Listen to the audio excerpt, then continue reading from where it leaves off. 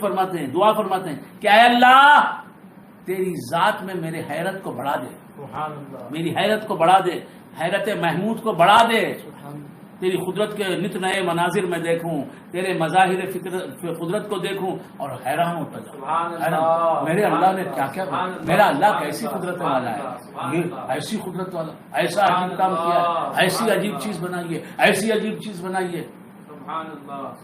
تو اس حیرت سے ایمان بڑھتا ہے، یقین بڑھتا ہے، اللہ کی قدرتوں کا مظاہرہ زیادہ ہوتا ہے تو ایمان یقین بڑھتا ہے کہ اللہ ہو ایسا کام اللہ نے کیا، اس سے بڑا حیرت انگیز کام بھی اللہ کر سکتا ہے۔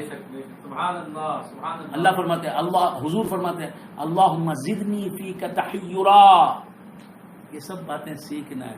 علماء یہ باتیں بتاتے نہیں، اکثر علماء بتانے والے بھی ہیں نہیں بتاتے، اور صوفیہ کہاں یہ سب گفتگو کرتے۔ تو کیا عرض کر رہا تھا، ایک ہے حیرت محمود، ایک ہے حیرت مذموم، بری حیرت۔ دیکھو جب حضور انور صلی اللہ تعالی علیہ وآلہ وصحبہ وسلم نے کوہ صفا پر چڑھ کر، کوہ فران پر چڑھ کر کہا یا ایھا الذین آمنوا، یا ایھا الناس، اے لوگوں، قولوا لا الہ الا اللہ تفلحوا۔ حضور نے سب سے پہلا جو خطبہ دیا،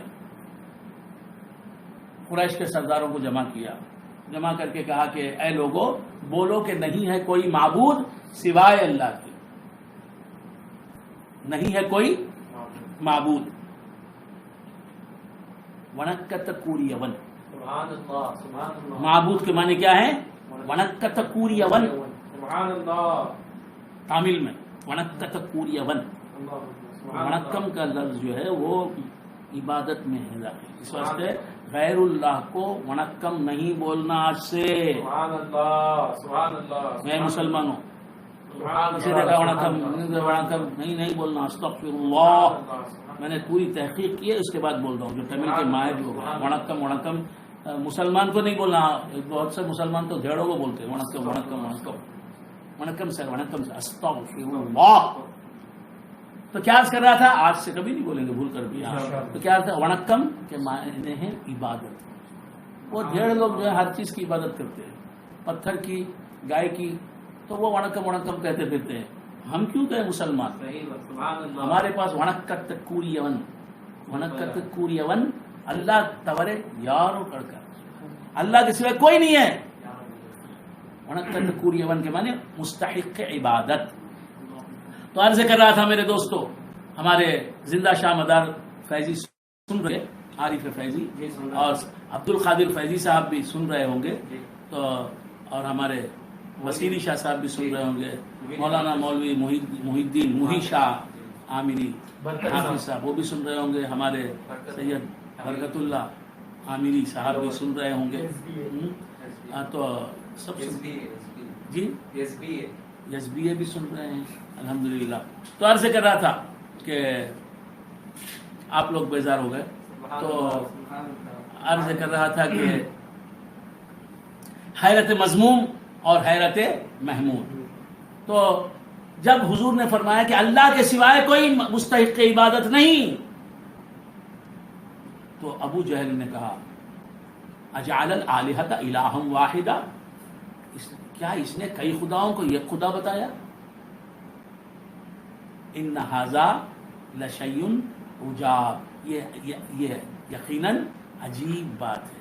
یعنی ایک خدا کیسے؟ ہم تو کئی خداؤں کو مانتے ہیں، یہ کہتا ہے کئی خدا نہیں ہے، حقیقت میں خدا ہے تو ایک ہی ہے۔ تو وہ کیا، اس نے کیا کہا؟ یہ عجیب بات ہے۔ ابو جہل کو جو حیرت ہو رہی ہے وہ حیرت کیا ہے؟ حیرت مذموم ہے۔ خدا ایک کیسے ہو سکتا ہے؟ وہی خدا ہونا چاہیے۔ تو یہ حیرت جو ہے یہ حیرت مذموم ہے۔ حیرت محمود اللہم زدنی فیک تحیرا والی، اچھا بندن۔ میں نے اشارے تو بہت دے دیے۔ قالت یا ویلتا آلد وانا عجوز وہذا بالی شیخا ان ھذا لشیء عجیب قالوا اتعجبین من امر اللہ۔ پھر اللہ تعالیٰ کے فرشتے کہہ رہے ہیں کہ اے سارا، کیا اللہ کے کام پر تم کو تعجب ہو رہا ہے؟ اللہ کیا نہیں دے سکتا؟ بڑھاپے میں بوڑھی عورت کو، بوڑھے مرد کو بڑھاپے میں بیٹا نہیں دے سکتا؟ اللہ تو قدرت رکھتا ہے. رحمت اللہ و برکاتہ علیکم اہل البیت، اللہ کی رحمتیں ہوں اور اللہ کی برکتیں تم پر نازل ہوں. اے گھر والو، یہاں دیکھو بیوی کو گھر والا کہا جا رہا ہے. بہت غور سے سننا ہے، علمی بات بتا رہا ہوں، اہل سنت و جماعت کا موقف بتا رہا ہوں. حضرت سارہ حضرت ابراہیم کی بیوی ہیں، ان سے کہا جا رہا ہے، فرشتے ان سے کہہ رہے ہیں کہ اے ابراہیم کے گھر والو،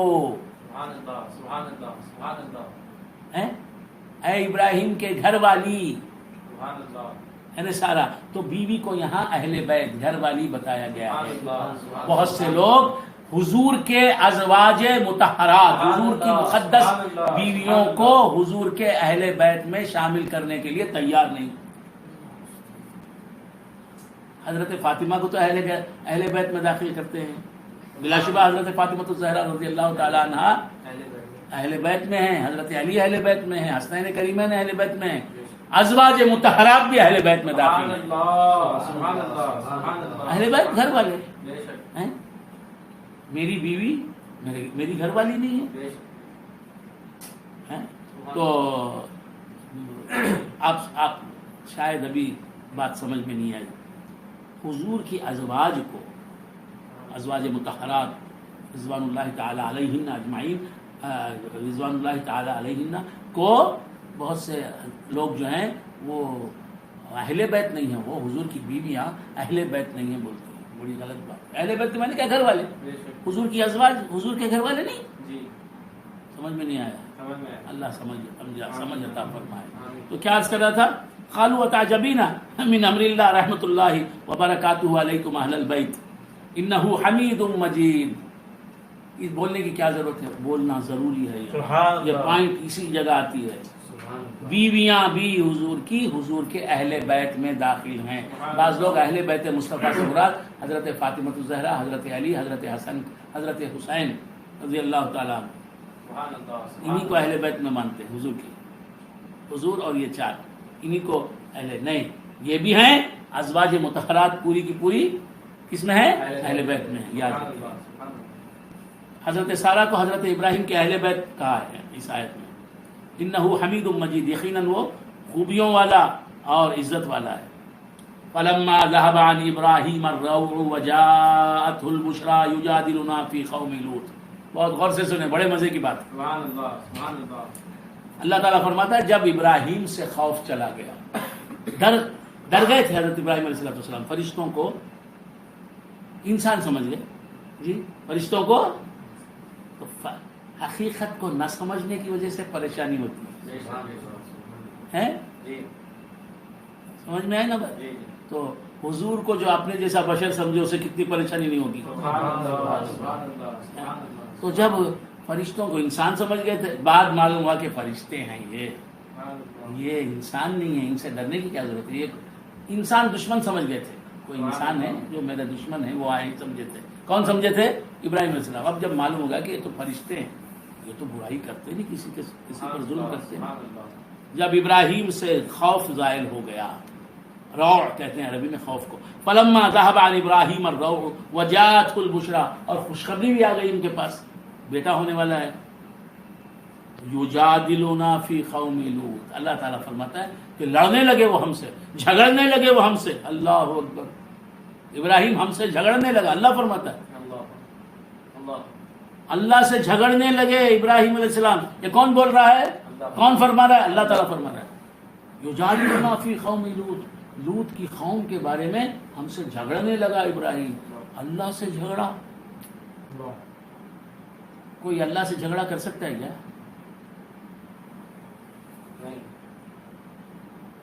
اللہ سے جھگڑا کرنا کیا چیز ہے؟